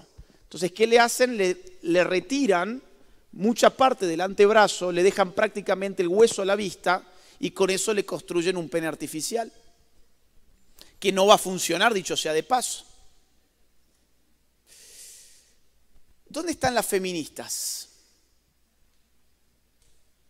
¿Dónde están las feministas mientras esto le están haciendo las industrias de la cirugía y las industrias farmacéuticas a niñas de 13, 14, 15 años? ¿Dónde están las feministas? Hoy estaban en la UCR impidiendo que yo mostrara estas fotografías, por ejemplo. Claro, también va a tener un problema esa niña con sus pechos. Por lo tanto, hay que hacerle una mastectomía. Vamos a la próxima. Una mastectomía implica abrirle el pecho de par en par para retirarle el contenido, ¿sí? Quizás esta chica que todavía a duras penas debe haber aprendido cómo llegar a su casa en el bus y que sí ha aprendido que ella en verdad era un niño encerrado en un cuerpo de un hombre, de una mujer, quiero decir. Quizás el día de mañana se arrepienta. Es irreversible. Vamos a la próxima. Bueno, a ver lo que lleguen a ver. Eso es una pierna que está totalmente pelada porque le han sacado la piel, le han sacado pedazos a esa pierna para tratar de construir una especie de pene. Claro, también puedo sacar piel de acá. Vamos a la próxima. Acá tenemos una niña que se ha retirado también los pechos. Y el cirujano, muy contento el cirujano, claro, estas cirugías cuestan muchos miles de dólares. Contentísimo. Y la pobre chiquita, bueno, si el día de mañana se arrepiente, pues mala suerte. Vamos a la próxima. Acá tienen otros dos ejemplos más, dos nenas, a las cuales les han abierto el pecho de par en par. Eso es el transgenerismo. Pixar va a tener una niña transgénero de 14 años en la próxima película. Se llamará Jess y nos va a mostrar qué bueno que es el transgénero, ¿no? Estas personas además quedan estériles. Claro, para hacer ese pene artificial yo tengo que retirar el útero. Listo, tengo menos gente que se me reproduzca. Empiezan ustedes a conectar agendas, ¿no? No. Todo lo que vemos es la banderita multicolor, la farándula LGBT. No, lo que está detrás es eso. Y lo que está detrás es mucho, mucho dinero. Voy a poner un ejemplo, próxima. Un ejemplo de una industria, vamos a pasar otra más. Bueno, no, está bien. Vamos a dar esto también. Esto es Global Market Insights. Es una página donde uno compra reportes financieros para saber dónde le conviene a uno invertir su dinero. Claro, si yo tengo dinero y quiero invertir dinero, tengo que tener información de cómo funcionan los mercados para saber en qué mercado voy a poner mi dinero. Este informe que da Global Market Insights es sobre el mercado de las cirugías de reasignación de sexo, lo que acabamos de ver. Y la conclusión de este informe es que hay que invertir tu dinero en ese mercado. ¿Por qué? Porque está creciendo de manera exponencial. ¿Cuánto está creciendo? Vamos a la próxima. Está creciendo así, en números. En el año 2019, el tamaño del mercado de las cirugías del llamado cambio de sexo era de 316 millones de dólares, pero en el año 2026 se proyecta que sea de 1.500 millones de dólares. O sea, ¿querés invertir bien tu dinero y hacer plata? Ponelo ahí, en las farmacéuticas, en las cirugías, en todo lo que tiene que ver con el llamado cambio de sexo. Ahí tenés una renta asegurada. Próxima. Un ejemplo. Recientemente en Texas se demandó a una industria farmacéutica llamada AbbVie. AbbVie, entre otras cosas, produce un bloqueador hormonal llamado Lupron. Lupron era suministrado a violadores para castrarlos químicamente, ¿sí? Y AbbVie resulta que le estaba vendiendo a niños de 8 años bloqueadores hormonales. Fue demandado, pero fíjense cuánta plata hace AbbVie con Lupron. Vamos a la próxima. Yo sé que no se ve nada, van a tener que confiar en mí. Año 2021, casi 800 millones de dólares solamente con la marca Lupron. 800 millones de dólares. Qué buen negocio, ¿no? Y si además puedo empezárselo a dar a niños, mucho mejor. Vamos a la próxima. Cerramos con esto. ¿Cómo podemos resistir nosotros? Hay que resistir. Para eso está el paradigma de batalla cultural, que ya hemos visto que es el paradigma en el cual todos podemos participar y hacer algo. ¿Cómo podemos resistir? Voy a analizar rápido 3 niveles. ¿Qué hago yo conmigo mismo? ¿Qué hago yo con mis próximos? ¿Qué hago yo con mi sociedad? Próxima y próxima, una más. ¿Qué hago yo conmigo mismo? Primero que nada me informo. Yo no puedo hacer nada con lo que pasa si no sé lo que pasa. Así de simple. Si yo no sé lo que pasa, no puedo hacer nada. Tengo que empezar a informarme. Tengo muchas vías de información, afortunadamente. Puedo estar informado y es muy barato estar informado. En segundo lugar, tengo que formarme. Formarme es ir puliendo mis lentes, mi inteligencia, para aprender a conectar los cables, para poder analizar la realidad. Si no, voy a estar muy informado, pero voy a ser como una especie de periodista que escupe noticias, pero que no tiene capacidad para ver lo que está detrás de esa realidad. Tengo que formarme. La formación lleva mucho más tiempo, es una tarea de toda la vida y se hace fundamentalmente a través de la lectura, a través de conferencias, a través de cursos, a través de talleres. La idea es que ustedes empiecen a comprometerse con ustedes mismos en su información y en su formación. Ay, no, es que no tengo tiempo. No, no tenés tiempo. Es típico, me vienen diciendo, no tengo tiempo. Miren, el día tiene 24 horas. 8 horas es una jornada laboral típica. Les voy a dar además 8 horas para dormir porque soy bueno. 8 horas para dormir. 8 horas, jornada laboral típica. Les quedan 8 horas más. Ah, no, bueno, pero esas 8 horas yo tengo que darle de comer a los chicos, llevarlos al colegio, tengo que ir al baño, tengo que darme una ducha. ¿Y en eso se te fueron 8 horas? Bueno, también tengo que ver Netflix. También tengo que ver TikTok y ver Instagram. También tengo que ver Facebook. También tengo que mirar el techo. Y si la serie de Netflix estuvo buena, pongo el siguiente capítulo también. ¿Saben cuánto tiempo pasamos en América Latina en promedio en redes sociales haciendo nada? 3 horas 43 minutos por día. Casi media jornada laboral. 3 horas 43 minutos en redes sociales haciendo nada, subiendo fotos de gatitos, de perritos, de platos de comida, mirando cosas que no tienen ningún sentido, bailes. La gente ve a otra gente bailar. Es increíble. Bueno, quizás haya que empezar a dejar un poco más ese tipo de actividad antiproductiva de lado y empezar a decir, bueno, separo de mi día, no sé, una horita para mí, para poder informarme, para poder leer un libro. No sé, es una propuesta, nada más. Porque si no se cumple esto, todo lo demás es imposible. Ya lo vamos a ver, vamos a la próxima. Porque claro, una vez que yo me informo y me formo, vamos a la próxima. Tengo que actuar. Actuar siempre es actuar con los demás. ¿Qué hago yo con mis próximos? Primero que nada, rompo la espiral del silencio. Nosotros somos muchos, somos un montón. O sea, ¿quieren que les ponga un ejemplo? Pues mírense, somos un montón, pero no hablamos. Hoy en la UCR éramos un montón. El auditorio estaba reventado de gente y hubo gente que ni siquiera pudo entrar, se tuvo que ir a su casa, porque ya no había espacio. Afuera, ¿saben cuántos eran? 14. Y tamaño escándalo hicieron. Ellos se movilizan, ellos aún no teniendo ninguna confianza en lo que tienen para decir, por eso no se animan a debatir, de todas formas gritan. La idea para nosotros es que también empecemos a hablar, pero que tengamos algo importante para decir. Porque si no me he formado y no me he informado, no tengo nada realmente importante para decir. Romper la espiral del silencio significa empezar a hablar en todos los contextos. En tu trabajo, en tu colegio, en tu universidad, en tu grupo de amigos, en tu club, en tu iglesia, con tus compañeros. Y sobre todo, número 2, con tu familia. ¿Qué propuesta para la familia les quiero traer? Vacunen a la familia. No estoy hablando del COVID. Estoy hablando de cómo funciona la vacuna. La vacuna introyecta un virus que está desactivado para entrenar anticuerpos.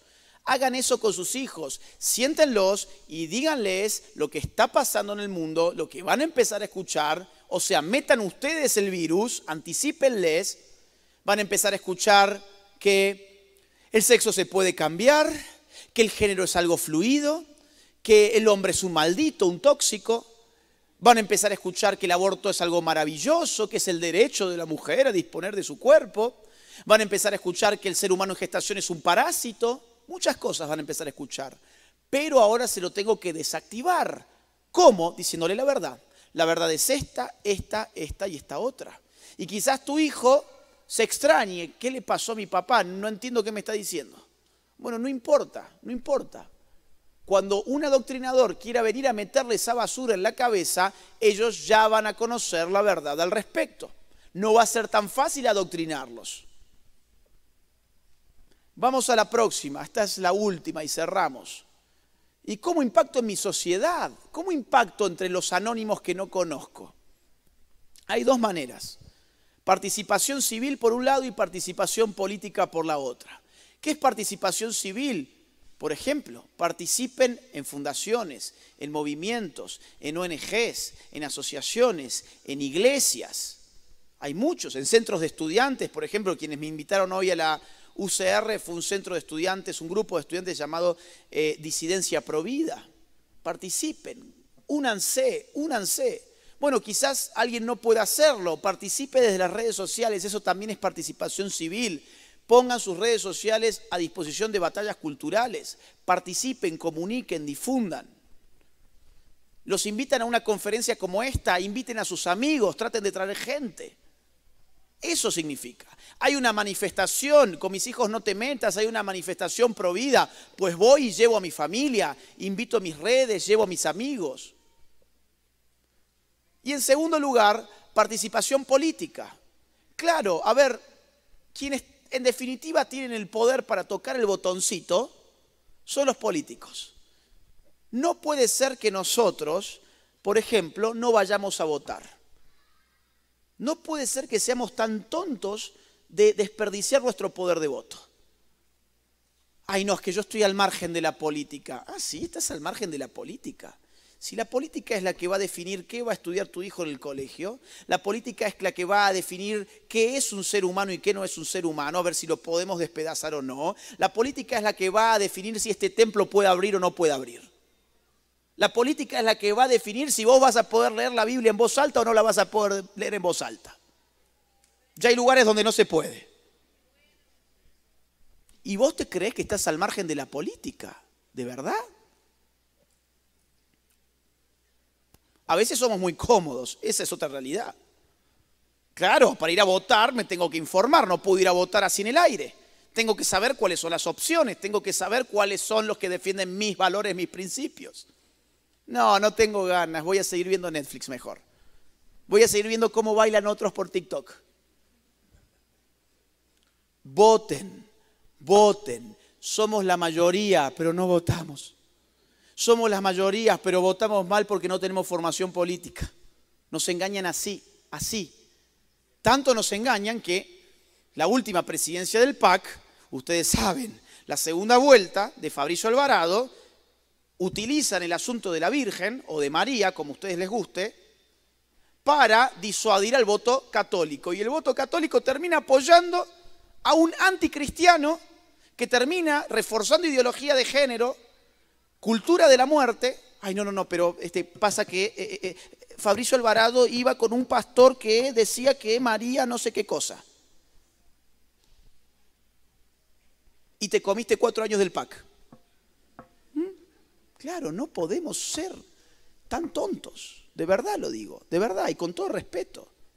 Y cuando alguien de nuestro entorno, cuando alguien del entorno cristiano da un paso al frente y dice, yo quiero hacer política, yo quiero representar nuestras causas en la política, es muy típico que le empiezan a dar la espalda.